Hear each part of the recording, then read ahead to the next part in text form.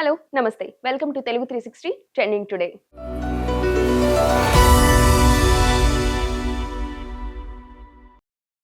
నాలుగోసారి భారత ప్రధానిగా నరేంద్ర మోదీనే ఉంటారని ఏపీ సీఎం చంద్రబాబు నాయుడు చెప్పారు. అమరావతిలో నిర్వహించిన ప్రైవేట్ కాంక్లేవ్ లో పాల్గొన్న చంద్రబాబు ఈ కామెంట్స్ చేశారు. 2038కి రెండో అతిపెద్ద ఆర్థిక వ్యవస్థగా భారత్ తయారవుతుందన్న ఆయన అందులో తెలుగువారి పాత్ర ప్రముఖంగా ఉండాలని ఆకాంక్షిస్తున్నానన్నారు.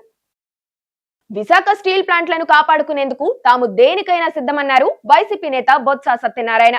ప్లాంట్ ప్రైవేటీకరణ పూర్తిగా నిలిచిపోవాలని ఆయన అభిప్రాయపడ్డారు. సంస్థలో కాంట్రాక్టు ఉద్యోగులను తొలగిస్తున్నారన్న ఆయన 32 విభాగాలను అవుట్ సోర్సింగ్ చేసే ప్రయత్నం జరుగుతుందని ఆరోపించారు. రాష్ట్రాన్ని అప్పుల పాలు చేసి ఉద్ధరిస్తున్నట్లు చూపుతున్నారని బొత్స మండిపడ్డారు.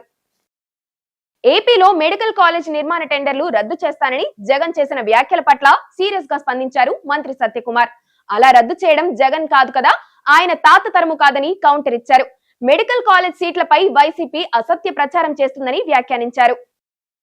తెలంగాణ సీఎం రేవంత్ రెడ్డి గోదావరి కృష్ణా పుష్కరాల నిర్వహణపై కమాండ్ కంట్రోల్ సెంటర్ లో సమీక్షా సమావేశం నిర్వహించారు. ఈ క్రమంలో టెంపుల్ సెంట్రిక్ ఘాట్స్ అభివృద్ధిపై సూచనలు చేసిన రేవంత్ శాశ్వత ప్రాతిపదికన సెంట్రిక్ ఘాట్స్ ఏర్పాట్లపై దిశానిర్దేశం చేశారు. టెంపుల్ సెంట్రిక్ ఘాట్స్ అభివృద్ధికి ప్రాధాన్యం ఇవ్వాలని అధికారులకు సూచించారు. ఆదిలాబాద్ జిల్లా పర్యటన సందర్భంగా మంత్రి జూపల్లి సంచలన వ్యాఖ్యలు చేశారు. బోర్డును రెవెన్యూ డివిజన్ గా ప్రకటించాలని స్థానికులు ఆయనను కోరారు. దీనిపై మాట్లాడుతూ వచ్చేసారి నేను గెలుస్తానో లేదో తెలియదు, నేను గెలిచినా కాంగ్రెస్ పార్టీ మళ్లీ అధికారంలోకి వస్తుందో లేదో తెలియదు, అందుకే ప్రజలకు ఎలాంటి హామీ ఇవ్వలేనని ఖరాఖండిగా చెప్పేశారు. మంత్రి వ్యాఖ్యలు రాజకీయ వర్గాల్లో చర్చనీయాంశంగా మారాయి. తాము కాంగ్రెస్ లో చేరలేదని బీఆర్ఎస్ ఫిరాయింపు ఎమ్మెల్యేలు చెప్పడంపై ఆ party working president KTR fire అయ్యారు. ఢిల్లీలో మిమ్మల్ని కలిసిన బీఆర్ఎస్ ఫిరాయింపు ఎమ్మెల్యేలను గుర్తుపట్టారా అని రాహుల్ గాంధీని ట్యాగ్ చేస్తూ ప్రశ్నించారు. పార్టీ ఫిరాయించిన ఎమ్మెల్యేలు తాము పార్టీ మారలేదని, ఇది కాంగ్రెస్ కండువా కాదని అంటున్నారు. దీన్ని అంగీకరిస్తారా? ఇది ఓట్ చోరీ కాదా? ఎక్స్ వేదికగా కేటీఆర్ ప్రశ్నించారు. తెలంగాణలో భారీ నుంచి అతి భారీ వర్షాలు కురిసే అవకాశం ఉందని హైదరాబాద్ వాతావరణ కేంద్రం వెల్లడించింది. ఉపరితల ఆవర్తన ప్రభావంతో బంగాళాఖాతంలో అల్పపీడనం ఏర్పడిందని, దీని ప్రభావంతో పలు జిల్లాల్లో అతి భారీ వర్షాలకు అవకాశం ఉందని తెలిపింది. ఆదివారం మరికొన్ని జిల్లాల్లో అక్కడక్కడ వర్షాలు కురిసే అవకాశం ఉందని వాతావరణ కేంద్రం పేర్కొంది. ప్రధాని మోదీ రేపు మణిపూర్ లో పర్యటించే అవకాశం ఉన్న నేపథ్యంలో ఎల్ఓపి దగ్గర రాహుల్ గాంధీ స్పందించారు. మణిపూర్ సమస్య చాలా కాలంగా కొనసాగుతుందన్న ఆయన ఇప్పటికైనా ప్రధాని అక్కడకు వెళ్తుండటం మంచిదేనని వ్యాఖ్యానించారు. కానీ దేశంలో ప్రస్తుతం ఉన్న ప్రధాన సమస్య ఓట్ చోరీ అని తెలిపారు. హర్యానా, మహారాష్ట్ర, కర్ణాటక ఎన్నికల్లో ఓట్లను చోరీ చేశారని ఆరోపించిన రాహుల్ గాంధీ ఎక్కడ చూసినా ప్రజలు ఓట్ చోరని అంటున్నారని ఆయన వ్యాఖ్యానించారు. వివిధ దేశాల్లో నెలకొన్న ఆందోళనకర పరిస్థితులపై ఆర్ఎస్ఎస్ చీఫ్ మోహన్ భగవత్ కీలక వ్యాఖ్యలు చేశారు. మనుషులు, దేశాలు తమ నిజమైన మనోగతాన్ని అర్థం చేసుకోనంత వరకు సమస్యలు కొనసాగుతాయన్నారు. కరుణ చూపి భయాన్ని అధిగమిస్తే శత్రువులెవరూ ఉండరని కీలక వ్యాఖ్యలు చేశారు. ఇండియా ఎదిగితే తమ పరిస్థితి ఏంటన్న అభద్రతతోనే ఇతర దేశాలు టారిఫ్స్ లాంటి సమస్యలు తెస్తాయని, త్వరలోనే సమస్యలు పరిష్కారం అవుతాయని ఆయన అన్నారు.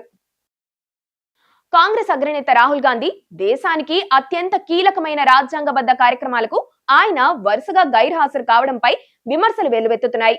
తాజాగా ఉపరాష్ట్రపతి ప్రమాణ స్వీకార కార్యక్రమానికి ఆయన హాజరు కాకపోవడంపై బీజేపీ నేతలు విమర్శలు గుప్పిస్తున్నారు. అమెరికాకు చెందిన రిపబ్లికన్ సెనేటర్ బిల్ హ్యాగర్టీ సంచలన ఆరోపణలు చేశారు. 5 ఏళ్ల క్రితం భారత్ చైనా సరిహద్దులో చోటు చేసుకున్న ఘర్షణలో చైనా అత్యంత ప్రమాదకరమైన ఎలక్ట్రోమాగ్నెటిక్ ఆయుధాన్ని ప్రయోగించిందని ఆరోపించారు. భారత సైనికులను కరిగించేందుకు విద్యుదాయస్కాంత ఆయుధాలను చైనా వినియోగించడం హాట్ టాపిక్ గా మారింది.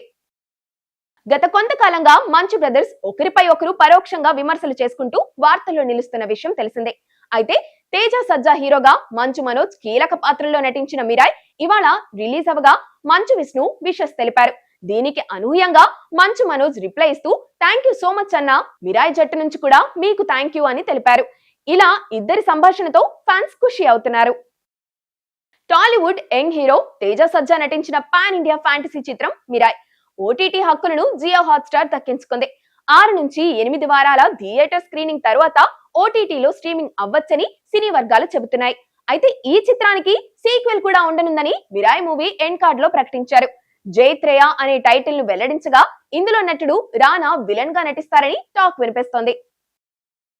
ఆసియా కప్ చరిత్రలో భారత్, పాకిస్తాన్ ఇంతవరకు ఫైనల్లో తలపడలేదు. ఇప్పటి వరకు 16 ఎడిషన్లు జరగగా ఈ రెండు జట్లు ఒకేసారి ఫైనల్ కు చేరుకోలేదు.